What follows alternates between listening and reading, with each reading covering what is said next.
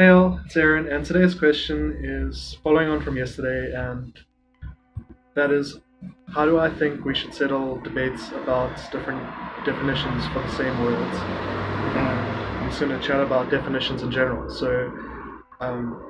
I think it's helpful when people have the same definition because then it's really simple to communicate. You can literally just say the word and people know exactly what you mean. But that's not really going to be the case often, and so you are going to sometimes have cases where definitions get confused. And so some advice on having yourself understood maybe would be that use the definition that makes the most sense to you, so that if people don't understand you and you need to explain it further to them, you're not going to feel like it's a unknown topic or something that you're unqualified to talk about. So use the definition that makes the most sense to you. Um, it's good to update your definition if you come across something that is even better. And so words are basically a communicative tool. And so what I mean by saying a definition is better is that it is more effective at communicating what it's trying to communicate.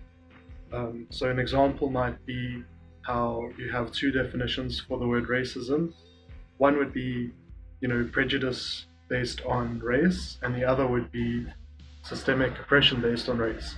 And the definition that simply states prejudice is a less effective communicative tool because it's only giving you a very vague picture of it, whereas saying that it is the systemic oppression based on race, where white race has used violence basically to put itself on top, that gives you a much more realistic and specific view of the picture of what racism actually is.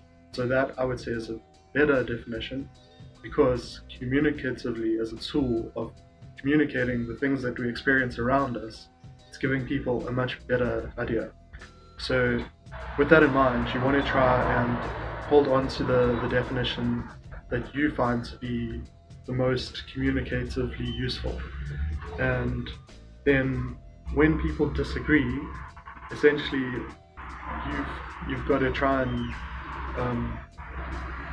find out what each other's definitions are, because you know when you're debating with people, you don't just want to be right. I mean, that's not a debate. That's like something else. But the point isn't to just be right. The point is to have the best argument or make the best point. So that's if you don't understand what the other person's point is, then you're not even going to know whether your point is addressing theirs, let alone if it's going to address it in the best way possible. So it's in your best interest. It's in your best interest as well to know what their point is. But yeah, when you realize that you have different definitions, you basically got to try, both you hopefully try and figure out what the other person's one is, and then you can understand what their point is. And then if you like their definition more, then why not just use it for yourself?